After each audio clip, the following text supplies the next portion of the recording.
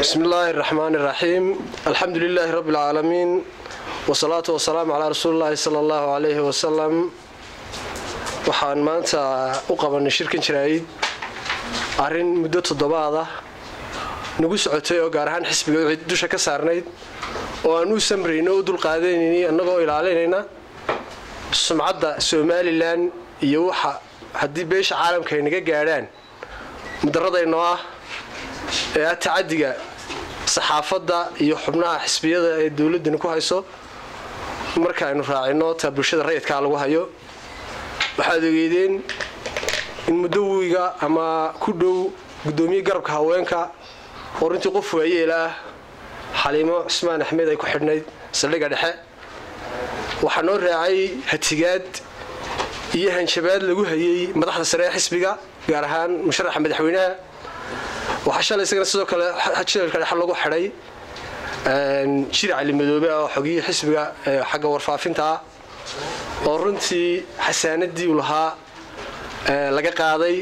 iyadoo sidii markii hore dawladda sharci ugu tumaysay tahay talaabooyinkii looga bartay ee ku tabashada sharciga waxyaabaha nagu cusub ee aanu aadka ula yaabanahay ee bulshada iyo annagaba nagu cusub waxa weeye dumar la xidho dawladda haween siyaasad soo xidhata oo dawladdii noogu horeysay dawlad haween taada weyn aflagaadeena maxkamad soo fariisatay oo dawladdii noogu horeysay joornaal la xidho TV la xidho website la xidho waxa aanu galay arinta waxaanu ka galay anagoo danta Soomaaliya danka qeyrigaysa waan waxaanu ka galay ergo waxa intaas oo jeer ergadina laga baxay xalayto anagoo maxkamadda ka soo damiinanay gudoomiye garabka haweenka ayaa haddana waxa mar labaad damaanad laga qaadsiin dhaxaysa oo ay taas muujinayso inaan dalka maxkamada jirin marka gudoomiye maxkamadda gobolka damiin naga qaaday ee Ilaahay baan ku dhaashay saldhigga dhexeena damiin naga qaaday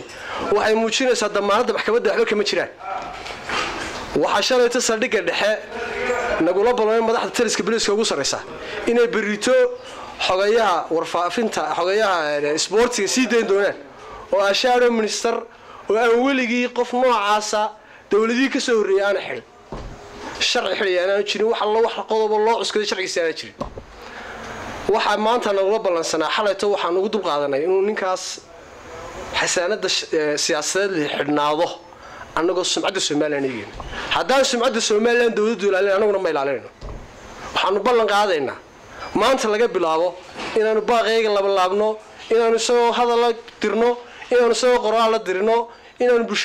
bulshada caalamka ee Soomaaliland joogtana u gudbino ta wadamada dariska aan u gudbino ta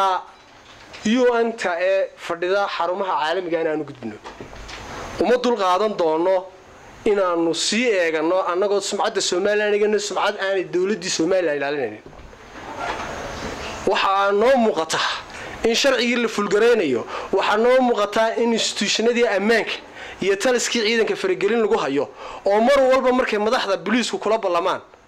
telefoon inta loo soo diro ballankaaga midaan hay Britoogi marso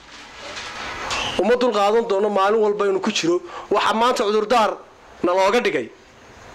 xogayaha sportsku wuxuu xidhnaanaya ilaa Britooyinta Yuusuf Cabdi Gawoobe jirna laga keenayo war Yuusuf Cabdi Gawoobe waa shakhsi kula dalka xaqooq kule waa nin muwaadin xaqiisa hara loogu tuntay xaqiisa markii lagu tuntay haddana xaqeegana in la raaciyo ma yeelayno maxkamadda haddii isaga la keeno iyo haddii qof kale muwaadin la keeno xaq buu xisbigu leeyahay inuu tago xaq buu xisbigu leeyahay inuu mudaharaadka haddii loo diidiyo haddii loo diido mudaharaad xisbigu shalayba Siilaanyo iyadoo mudaharaadka loo fasaxin isagoo madaxii ugu sareeyay xisbiga markuu laamiga soo raacay mudaharaadka soo kacay waxa anaga maanta naga hortaagan ma jiraan laakiin dawladda jirta maanta ilaalinta iyo turaalka aanu dalka iyo danta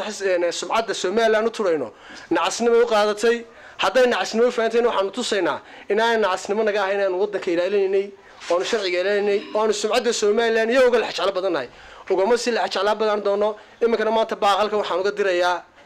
oo noognahay maanta taliska booliisku ma haysto jiir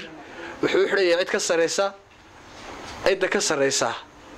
hadday cidda dalka ugu sareysa waa Siilaanyo tahay waxaan leenahay hal loo soo celiyo xorriyadiisii haddii loo soo celin waayona isaga iyo yuusuf cabdi goobe intaba waanu mudaharaadaynaa maxkamadda iyo saldhigga meel walba waa la sugu imanaya hadda leedin maxaa saldhigyada loo imanaya saldhigga waanu kusoo booqanaynay booqashaa loo yimi umaanu iman anagu mudaharaad in musharaxii madaxweynaha oo saldhigga qofkii xisbigiisa ahaa ee sharci darrada lagu xidhay oo u yimi booqasho la yidhaahdo ma booqanaysid ama loo hanjabo ama ina yaroo laba xidig leeyahay waa ku tooganayaa aari dalka jirmiso